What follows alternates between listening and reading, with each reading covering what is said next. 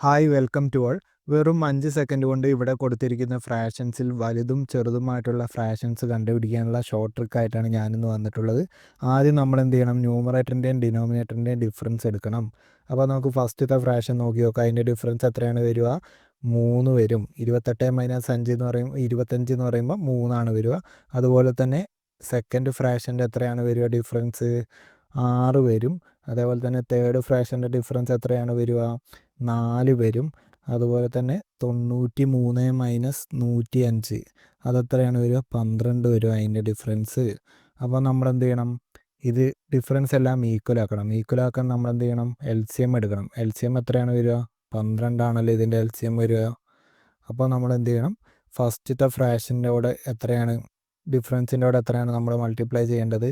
4 multiply ചെയ്യണം. അപ്പോൾ 25 × 4 എന്ന് പറയുമ്പോൾ എത്രയാണ്? 100 വരും.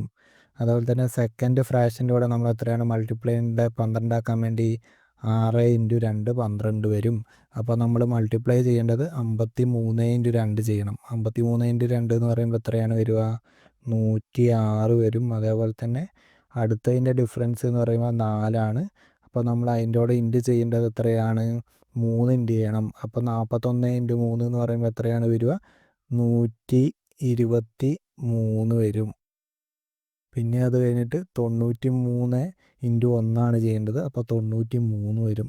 അപ്പോൾ നമുക്കിവിടെ നോക്കിയാൽ മനസ്സിലാവും ഏറ്റവും വലിയ സംഖ്യ ഏതാണ് വരിക? 123. അപ്പോൾ നമ്മുടെ ലാർജർ ഫ്രാക്ഷൻ എന്ന് പറയുമ്പോൾ എത്രയാണ്? 41 / 45 വരും. അതേപോലെ തന്നെ ഇതിൽ ഏറ്റവും ചെറിയ സംഖ്യ എന്ന് പറയുമ്പോൾ എത്രയാണ്? 93. അപ്പോൾ സ്മോളർ ഫ്രാക്ഷൻ എന്ന് പറയുമ്പോൾ ഏതാണ് വരിക? 93 / 105 വരും.